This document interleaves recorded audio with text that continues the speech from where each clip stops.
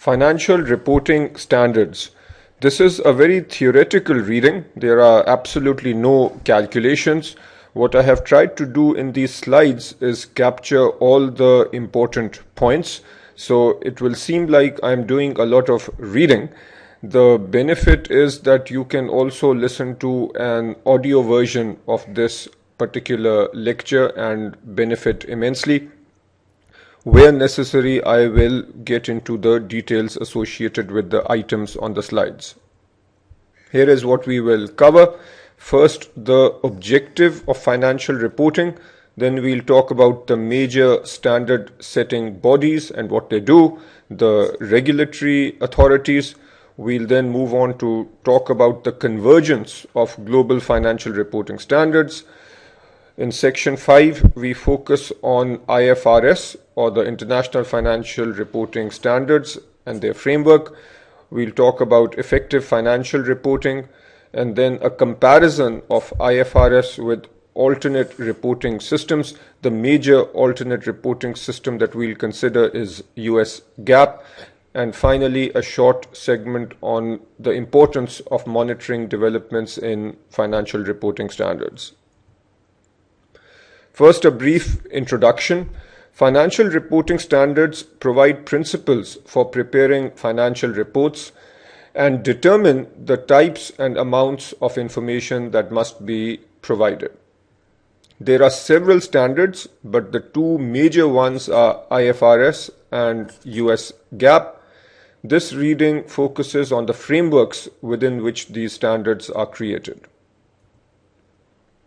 Objective of financial reporting. The objective of general purpose financial reporting is to provide financial information about the reporting entity that is useful to existing and potential investors, lenders, and other creditors in making decisions about providing resources to the entity.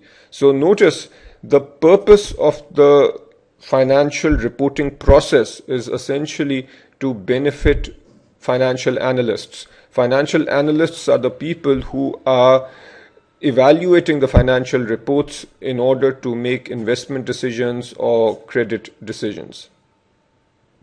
Financial reporting standards facilitate comparison across companies, and when we do a comparison across companies, this is called a cross-sectional analysis. We can also compare how a company is doing over time. So a company's current year performance relative to performance in the previous years. This is called a time series analysis. Accounting standards must be flexible enough to recognize that differences exist in the underlying economics between businesses. Consider two companies that buy similar equipment for long-term use. One company expenses and the other capitalizes. What is the challenge that this might create, and how do financial reporting standards address such challenges? If you are a financial analyst, you are comparing these two companies. From an economic perspective, they are both doing a similar transaction. So they are both buying equipment, and let's say that this equipment is very similar, but company A expenses. And what this means is the company shows the entire cost. Let's say the cost is 2 million. So the company shows the entire cost in the income statement. So in the year where this equipment is purchased, the income is going to be very low because the entire hit is taken when the purchase happens. But company B capitalizes. What that means is company B creates an asset and then depreciates this asset over, say, 10 years. What you can see from this very simple example is that even though the two companies are performing the same transaction from an economic perspective, but by treating them differently from an accounting perspective, they will end up with very different financial reports. And the life of an analyst then becomes complicated because even with this simple scenario, he will have to identify the differences and then be able to make adjustments before he compares the financial reports. When companies are performing similar economic transactions, those transactions should be reported in a similar or comparable manner. Now let's look at the other element, which is flexibility. Say one company will make extensive use of the equipment while the other will not. How do financial reporting standards allow for such a difference? I already mentioned that company B plans to use the equipment over 10 years. Let's say company A will use the same equipment much more rigorously, and the useful life of the equipment over here with company A is only 3 years. Ideally, financial reporting standards should give both companies the flexibility to deal with their economic situation. And if you think about it, financial reporting standards do allow companies to define the economic life or the depreciation life here of the equipment. Company A could define a depreciation life of 3 years and depreciate over the 3-year period, whereas company B could define a 10-year life and depreciate over 10 years. So notice that accounting standards do provide flexibility. Standard setting bodies and regulatory authorities. Standard setting bodies are private sector self-regulated organizations. They have board members who are typically experienced accountants, auditors, analysts, and academics. The two major standard setting bodies in the world are FASB, which is in the United States, Financial Accounting Standards Board, and IASB, which is the International Accounting Standards Board. They set standards but do not have the authority to enforce the standards. Regulatory authorities are government entities. They are country specific. SEC is the regulatory authority in the United States. FSA is the regulatory authority in the UK. They have the authority to enforce financial reporting requirements. So note that since they are a regulatory authority, they are operating within the jurisdiction of a given country, so they can enforce requirements. They can overrule private sector standard setting bodies and establish standards in their jurisdiction. So if you have a given country like Germany, even though Germany follows IFRS, which is published by IASB, but the regulatory authority in Germany can make minor adjustments to the reporting standards for their own country. The regulatory authorities regulate capital markets in general. So the point here is, while they enforce financial reporting standards, they often have a larger mandate, which includes the regulation of capital markets. International Organization of Securities Commissions, or IOSCO. IOSCO is not a regulatory authority, but the members, such as the SEC, regulate a significant portion of the world's financial markets. This organization has established objectives and principles to guide securities and capital market regulation. So you can think of IOSCO as an umbrella organization. Simplistically, you can think of it as a United Nations of the regulatory organizations. So the core objectives that are published or that are promoted by IOSCO are to protect investors, ensure fairness, efficiency, and transparency, reduce systematic risk. In other words, rather than every individual regulatory authority coming up with best practices, what these regulatory authorities have done is form this overall organization called IOSCO, which publishes the best practices in the form of objectives and principles, which can then be adopted by each regulatory authority. The major principles are the following. There should be full, accurate, and timely disclosure of financial results and risk. Financial statements should be of a high and internationally acceptable quality. Let us look at a simple example. Which of the following is least likely to be required by the SEC for a company which is filing for registration? Note that you need to learn the material from the previous slide very well. Clearly, the SEC, which is a regulatory authority, will require audited financial statements. As noted on the previous slide, an assessment of risks is also going to be required. Since the question is least likely, the correct answer is C, or projected future cash flows. These are very subjective, and while an analyst needs to come up with projected future cash flows to assess whether or not to buy a particular security or whether or not to buy a bond issued by a company, but from a regulatory perspective, it is not necessary that companies share their future projected cash flows. Convergence of global financial reporting standards. In the past, countries had their own financial reporting standards, but that is changing.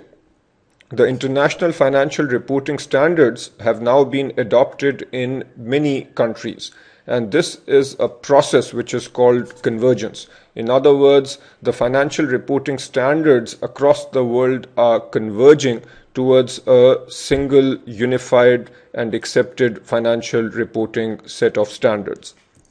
Unfortunately, there are some countries which have still not adopted the IFRS, the major one being the United States, which has its own standards called the US GAAP. The US GAAP is created by the authority or the standard setting board in the US, which is called FASB. However, FASB is working with IASB, the International Accounting Standards Board, on convergence. Just to clarify some terminology here, IASB is the name of the entity or organization that publishes the International Financial Reporting Standards. Sometimes you might see the term IAS or International Accounting Standards. Initially, the standards created by IASB were called International Accounting Standards. So you might see IAS 1 or IAS 2. Those are simply standards created by IASB, and we will use, or you will often see, both IFRS and IAS, but you can think of them as being similar. There are some challenges related to a unified set of reporting standards. This concept is also called full convergence, and the challenges at a high level are shown here. Sometimes standard setting bodies and regulators can have different views. So on a given accounting standard, let's say that FASB would like to converge with what IASB says, but if the SEC does not agree, then the convergence does not take place. So the views of the regulators also need to be taken into account, which might be different from the views of the standard setting bodies. Sometimes there might be resistance to change from industry lobbying groups in a given country. We don't need to get into details on this, just recognize that this is a potential challenge. For convergence to be meaningful, the standards should be applied consistently, and there needs to be effective enforcement. So this is a high-level remark which says that unless these two things happen, it doesn't really help to have a unified standard.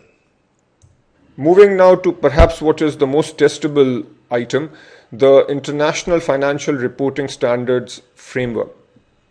At the heart of the framework is the objective, and this is a summarized version of what we saw earlier in the presentation. The objective of the framework is to provide financial information which is useful in making decisions about providing resources to the entity. So when a given company reports its numbers, that information has to be useful to investors, creditors who are thinking about either buying the bond issued by the company or lending money to the company or buying securities issued by the company. Surrounding the objective are the qualitative characteristics of the framework. From an exam perspective, you need to recognize these 6 qualitative characteristics for IFRS: relevance, comparability, timeliness, faithful representation, verifiability, and understandability. So learn these 6 items, and you also need to know a couple of lines about each of these items. Imagine you are a potential investor. Information is relevant if that information could potentially impact the decision that you are going to make. That is the main point related to relevance. A term that you will often hear is materiality. And again, information is material if the absence of that information impacts your decision. So any information that is useful in making a decision can be thought of as material information. According to the framework, the information must be comparable. Comparability allows users to identify and understand similarities and differences of items. Information presented in a consistent manner over time and across entities enables users to make comparisons more easily than information with variations in how similar economic phenomena are represented. Timeliness is obvious. Information needs to be presented in a timely manner. You will notice that financial reports are published within a month or two of the end of a given financial period. If it takes too long to present the financial reports, then the information becomes meaningless, in the sense that if information comes out 1 year after the close of a period, then that information doesn't really help the financial analyst. Faithful representation means that the financial information presented reflects the underlying economic reality. So if the financial reports make the company look better than it actually is, then that means that the information is not being faithfully represented. Verifiability means that the information being presented is easily verifiable, and understandability means that the information can be understood by a reasonably informed business person. You will notice that in financial reports, detailed accounting jargon such as debits and credits are not used. That is because of this characteristic of understandability. Surrounding the qualitative characteristics are the reporting elements. We have performance-related reporting elements such as revenue and expenses, and financial position-related reporting elements such as assets, liabilities, and equity. You also need to recognize the constraints and assumptions associated with a framework. A classic constraint is the cost-benefit consideration. Clearly, if it costs an immense amount of money to create a report that is very beneficial, then there is something wrong with that. So if it costs $20 million to create the financial reports, and the financial reports are extremely beneficial, but clearly that represents a problem. So there has to be an appropriate balance between the cost of financial reporting and the benefit associated with financial reporting. The financial reporting framework has some underlying assumptions. The two major ones that you need to be aware of are accrual basis and going concern. We have talked about accrual basis in an earlier reading. This simply means that revenue should be recognized regardless of when the cash is received. So if you sell goods and deliver services in a given period and your cash is being received later, you need to recognize revenue in this period. Similarly, if you incur an expense in that period, but the expense is incurred in terms of your payment in an earlier period, the recognition needs to happen in the period where the expense was incurred. So this is a core underlying principle or assumption. We also need to make the going concern assumption, which means that we assume that the company will go on forever. The opposite of a going concern assumption would be the assumption that the company will liquidate. If a company is going to liquidate, then obviously reporting would have to be based on the fair value of assets and liabilities. But the standard here, or the framework, assumes a going concern. Now we will talk about the general requirements for financial statements according to the International Accounting Standards Board. Here are the required financial statements, and we have seen this in earlier readings: the balance sheet, income statement, comprehensive income, changes in owner's equity, the cash flow statement, and then notes are also required. Often statements from earlier comparative periods are also required. Moving now to the structure and content. Classified balance sheet.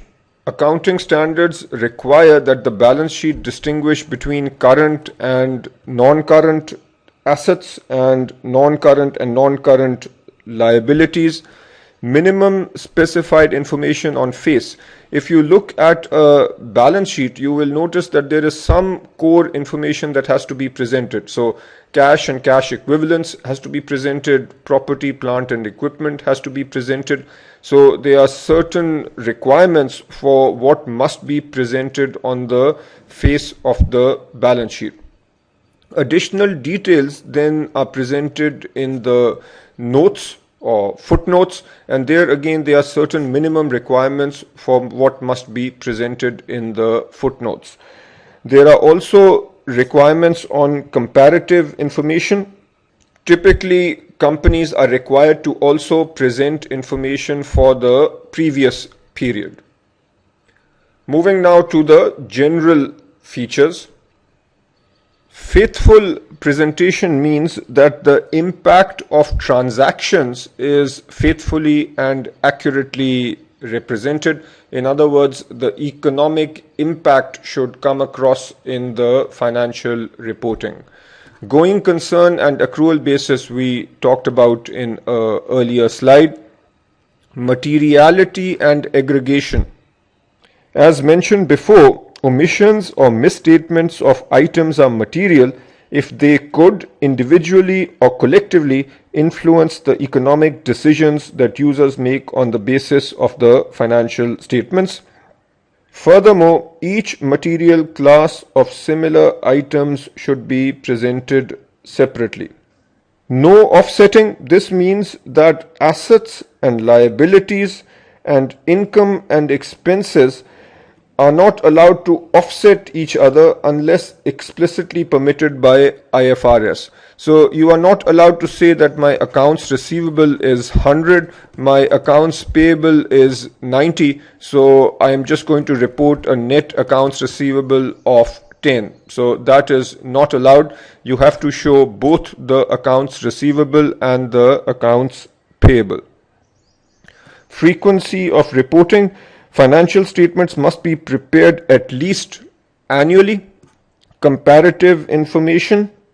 Financial statements must include comparative information from the previous period. The comparative information of prior periods is disclosed for all amounts reported in the financial statements unless a specific requirement permits otherwise. And finally, consistency. The presentation and classification of items in the financial statements are usually retained from one period to the next. And finally, consistency of presentation, as discussed before. This simply means that the information needs to be presented in a consistent manner from year to year. Comparison of IFRS and US GAAP. If you take a look at Exhibit 4 in the curriculum, it shares the minimum required line items in the financial statements that are prepared under IFRS. Then in section 5.6, there is a discussion on the fact that IFRS and US GAAP have been converging. While there has been progress over the last decade, the differences still remain between the two frameworks. An analyst should be aware of these differences when comparing financial reports based on the two different frameworks. Exhibit 6 in the curriculum summarizes the differences in December 2004. Now, there is a learning objective that mentions the fact that you need to be aware of the differences between IFRS and US GAAP. But I think that the probability of being tested on differences which existed a decade ago is very remote, because some of those differences no longer apply. And also, as we go through the readings in this topic, the relevant and current differences will be discussed there. So I will highlight the differences when we are doing the relevant topics. So you can take a look at this exhibit, but I don't think it makes a lot of sense to start memorizing the differences there. Just recognize at this stage that there are differences, and one of the most challenging aspects of this topic, financial reporting and analysis, is to recognize the differences between IFRS and US GAAP. Effective financial reporting. Here are the major characteristics of an effective framework. Transparency, which means that financial reports should reflect the underlying economic reality of an entity. Comprehensiveness means that the financial reports should encompass the full spectrum of transactions that have financial consequences. And consistency, similar transactions should be presented in a similar manner across companies and time periods. Now, it might seem that this reading is rambling a little bit because the same concepts are repeated over and over, but just recognize the subtle difference. In the previous section, number 5, the focus was on IFRS. So when we talked about the qualitative characteristics, some of which sounded quite similar to what you see here, those were explicit qualitative characteristics associated with IFRS. In this section, we are taking a step back and saying that in general, for an effective financial reporting system, these need to be the characteristics. And you will notice that if you get into detail with these characteristics, there is a substantial overlap with what you saw under IFRS. The curriculum points out that in general, it is difficult to satisfy all three characteristics simultaneously. Hence, they need to be trade-offs, and different accounting standards might make slightly different trade-offs, which makes it difficult for all standards to converge. So this becomes a barrier to a single coherent framework. Let's look at some basic reasons where different frameworks or standards can make slightly different decisions which would prevent them from converging. Let's look at a valuation basis. When you buy an asset, you record it at the historical cost or at the cost at which you purchased. But then over time, there are two possible situations. Either you can show the asset at historical cost less depreciation, or you can show it at fair value. There are other valuation approaches also, but I think these two cover the broad spectrum. Now, there is a case to be made for using the historical cost because it is very objective and in a sense it is transparent, it is showing what is going on. There is also a case for showing fair value because that reflects the current value. However, fair value is much more subjective because different analysts or different accountants might come up with a slightly different or a very different fair value. So a case can be made for both, and clearly two different accounting systems might make different judgments. So that is one reason why convergence is not so easy. Standard setting approach, you might have a standard which is principles based versus another which is a rules based versus another that is a combination of the two. A principles based approach would generally set the principles which dictate how transactions should be reported, versus a rules based system which would be more objective, would specify the exact rules to be followed. Now again, we can't say that one is better than the other. These are clearly two different approaches, and different accounting standards can choose to use this method, the principles based method, or the rules based method, or some combination of the two. Measurement. A standard could use a asset liability approach versus a revenue expense approach. As we study this topic in more detail, we will recognize that if we choose a asset liability approach, in other words, we say that we want to make sure that our assets and liabilities are reported close to economic reality, then that compromises the accuracy of revenue and expenses. On the other hand, if we say that revenue and expense is more important and these need to reflect the current economic reality, then that compromises the accuracy of asset liability reporting. So there is a trade-off here also. Which one is more important, asset liability or revenue expense? Again, there is no right or wrong answer, and different standards might choose to use a different measurement approach. That again becomes a barrier towards a single coherent framework. Comparison of IFRS with alternate reporting systems. The major alternate reporting system that we'll keep worrying about is the US GAAP, and this particular reading has mentioned this before, but as I said, there is a bit of rambling in this reading, so very briefly I will mention what is covered in section 7. We have said that standards are converging, but the convergence hasn't happened yet. There are still significant differences.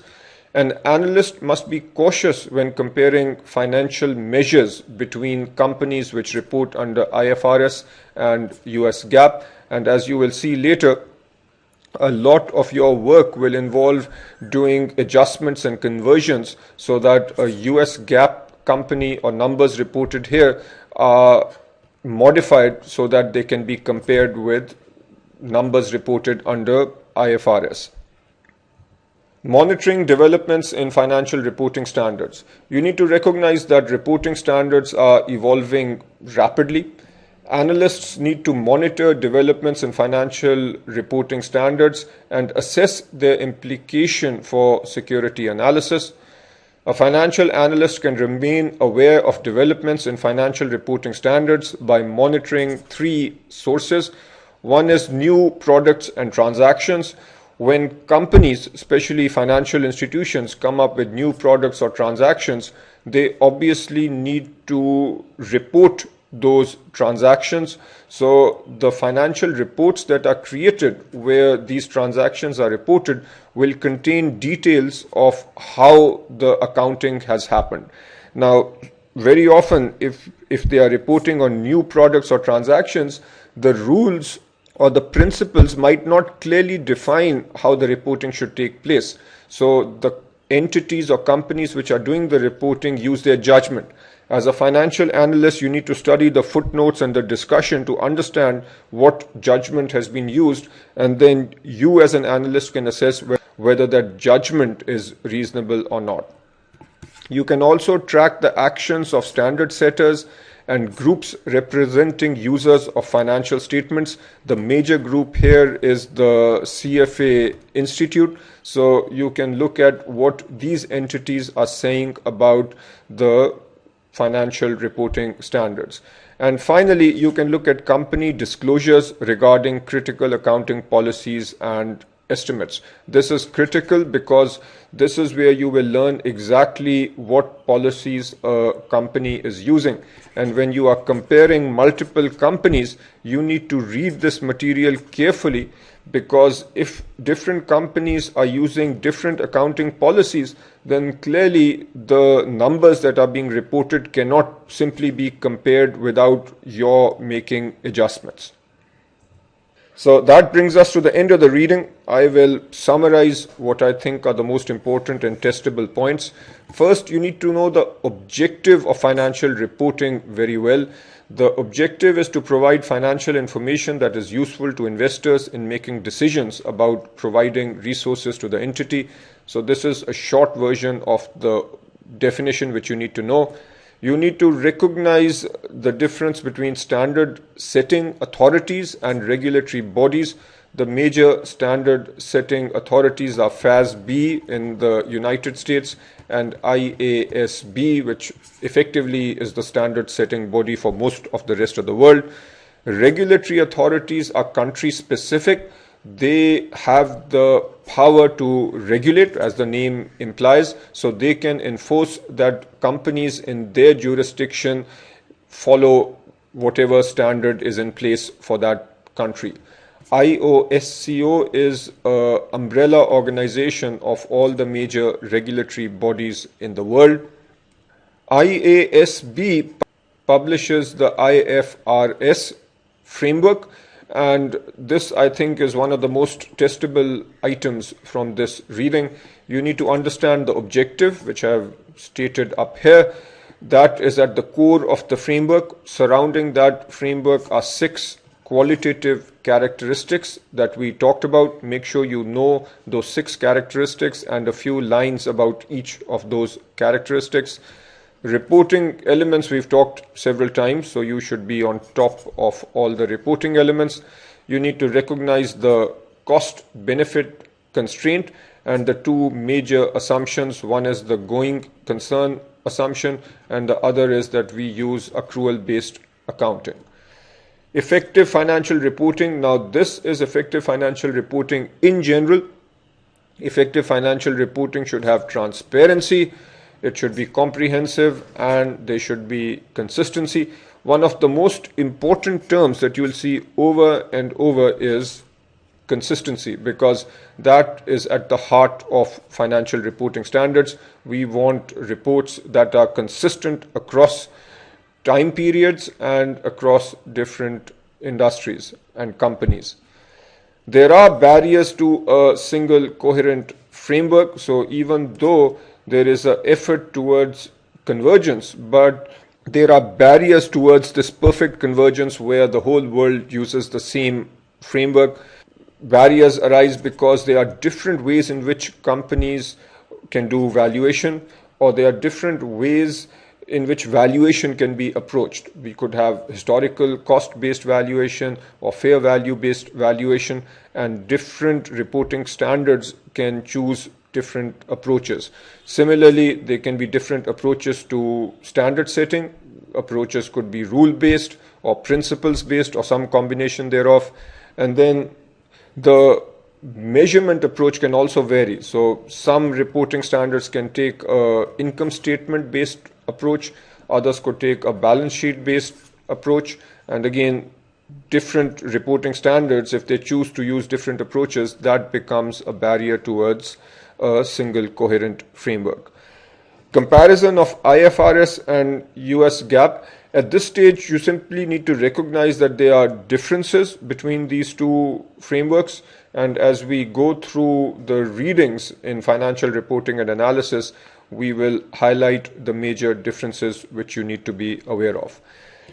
Financial reporting standards are evolving very fast, and you as an analyst need to be on top of the changes that are taking place.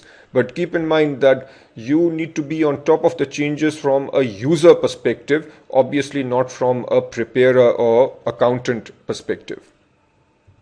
As I keep saying, go over the summary. The summary for this reading is particularly good. It is a little hard to go through the entire reading in the curriculum, but I think the summary captures the material very well. And in fact, what I have done in these slides is also captured the most important points in the reading. So my contention is that what you will read in these slides essentially covers 90% of what you might be tested on. Review the learning objectives. The examples are very few, but the few examples that are shown in this reading are very good. So I would encourage you to go over the curriculum examples. As with other readings in FRA, the practice problems are very good. So do all of them very carefully and do them multiple times. But unfortunately, the practice problems are not enough. So try to do practice problems from other sources also. That is it.